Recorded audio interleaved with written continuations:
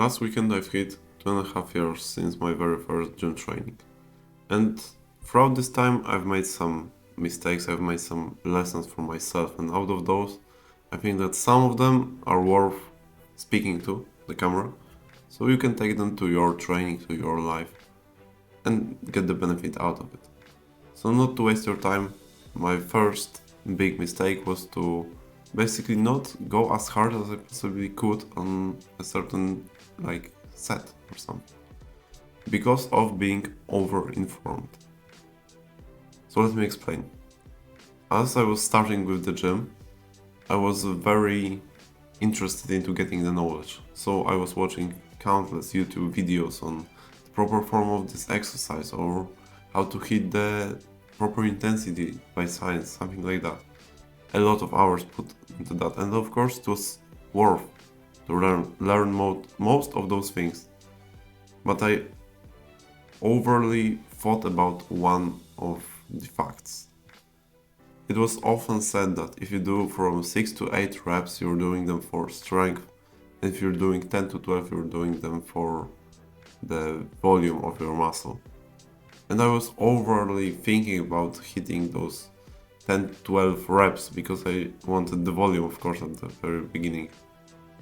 And the problem was that I wasn't getting this volume because I was overly focused on the number 12 rather than feeling the muscle being worn off after a set.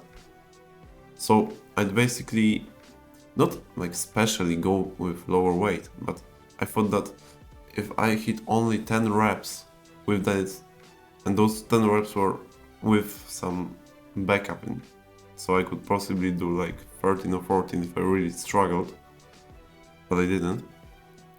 I was like, okay, I'm doing 10, so I stay on this weight and I stay on this level. I can do another rep, but I've already done 12, so it's good. Yeah, when you're not informed, it's easy to make some mistakes. And with time, I've realized was really important during one set, and it's coming to the failure. It doesn't really matter that much where this failure is. Of course, if you fail after 7th rep, it's gonna possibly build more strength. If you fail on 11th rep, it's likely to give more for intensity, but it's not like this or that. It's likely 60-40, and whether how you put 60% to 40% on density or on strength. But the most important thing is to actually come to this failure level, so where the muscle hurts, or where does it stops, because at the very beginning I can recall that in some exercise I couldn't hit the failure of the muscle hurting and not being able to move because of that, but just a simple blockade, so I couldn't move. I didn't feel pain, but it couldn't move, and I was very angry about it happening. But what's important is that it was actually a failure point. So achieving a failure point is what's important. So coming to this moment where you can't do more, or very close to this moment, depending on your workout, but you will know this moment, and it doesn't have to go about the amount of reps. So you can count them. I usually do, but sometimes I even forget to count or decide not to count because I'm going for failure. Especially with some ab exercises, because it's hard to track them. Sometimes I'll be able to do more than last week, sometimes I'll be able to do less. And the important thing is to hit the point where the muscle hurts, kinda a lot. Of course, not to hurt yourself, don't tear your muscles, but it's the kind of pain you know, or you're likely to know in the soon future. So the first mistake I've done was not hitting the failure because of being overly thought about the science thresholds of set. The second mistake I've made was thinking that the workout has to be very dense and very full packed to be actually valuable. You can do a very good workout within an hour. That's what I've been doing, especially last summer when I've been going to the gym 4 times a week consistently with no disruptions. So you can do a very good gym training within an hour or hour 30, especially if your split allows you to. But I thought at the very beginning that I have to go for at least 2 hours. I've been from 2 hours to 2 hours 15 minutes likely, and the problem was that I was running out of energy to finish the last sets of the workout. So let's say I was having a push day, so 3 exercises for chest, 3 exercises for shoulders, and then we're coming to tricep.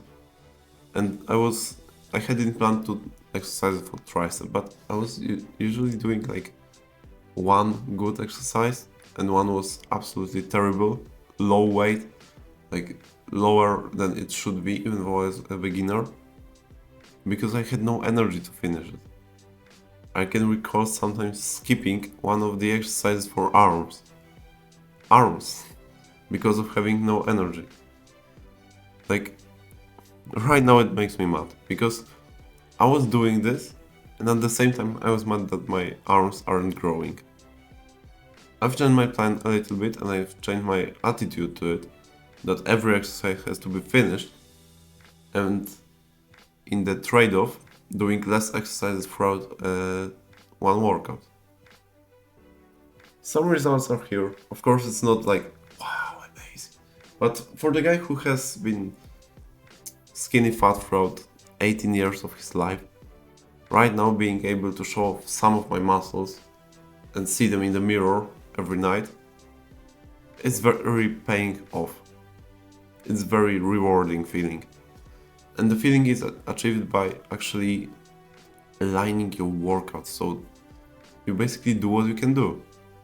You have the limited amount of fuel. Of course, this fuel is aligned from your diet, that's also important thing to know, so you have to align your diet towards the training.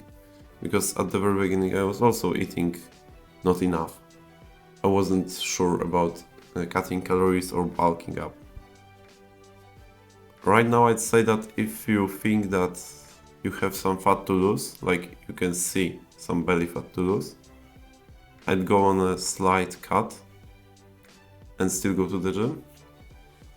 But it's only in the moment when you see that you want to drop something, because if you are likely, I want to build muscle, I look average right now, I look somehow good but skinny, go for a bulk. Definitely go for a bulk. Because the body needs its power to create those muscles.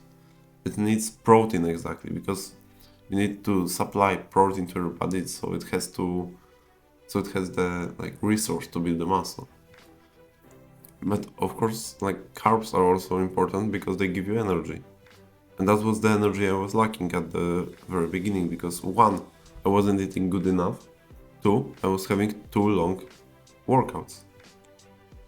And it snowballed to me not finishing the certain part of my body at the workout I had planned.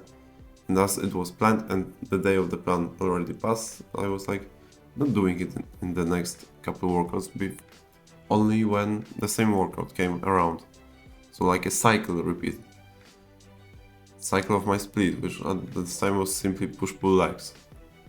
Right now I'm doing push-pull full body workout, but it doesn't really matter that much what you do. You just have to find something that resonates with you. That's also an important advice. Find the workout, find the exercises, find the certain split that you feel working properly. Because it's not that important. Let's say you have 2 guys. The one trains what he wants to, in the matter of doing it reasonable. So, training chest, training shoulders, that's it. It's not like doing one chest exercise to do one leg exercise and to do one, neck exercise. And it's not a broad split, but it's a reasonable split of doing things, doing muscles and doing exercises that he wants. And on the other side, we have a guy who watched a lot of science tutorials, a lot of videos of how to train this and this and this the most optimal way. And he's over-informed about that and gets tired of even thinking about training, because he has to keep the form, he has to keep of course this guy also has to keep the form, but this guy thinking about the scientific researches thinking about every inch of his body. If this guy finds this amount of pleasure in the training that even though it hurts, it is rewarding for him, good. He's likely to build a little bit more muscle. But if he's tired about thinking about this, and if he's worn out, not physically but mentally, of planning this workout and doing it, he's likely to skip some workouts more than this guy, who just enjoys going to the gym.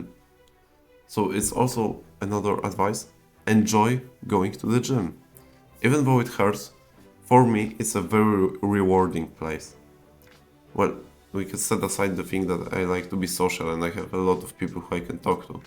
But even if you're not, building your muscle, even though it hurts you at the moment, it's painful, for me it's like one of the best feelings, because it's very rewarding pain. Because this pain brings then results, muscles. You want to build muscles, so you go to the gym. And if you are able to find the sweet spot where your trainings are hard, you're going to the failure, you're eating clean. Kinda clean, of course, at least. But you're eating good enough. And you enjoy your workout.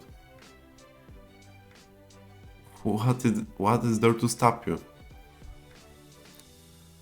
So I hope this video was valuable for you. Hope you got some advice for your gym journey. You can share in the comments how long are you training right now. And now go and make your way to a better future.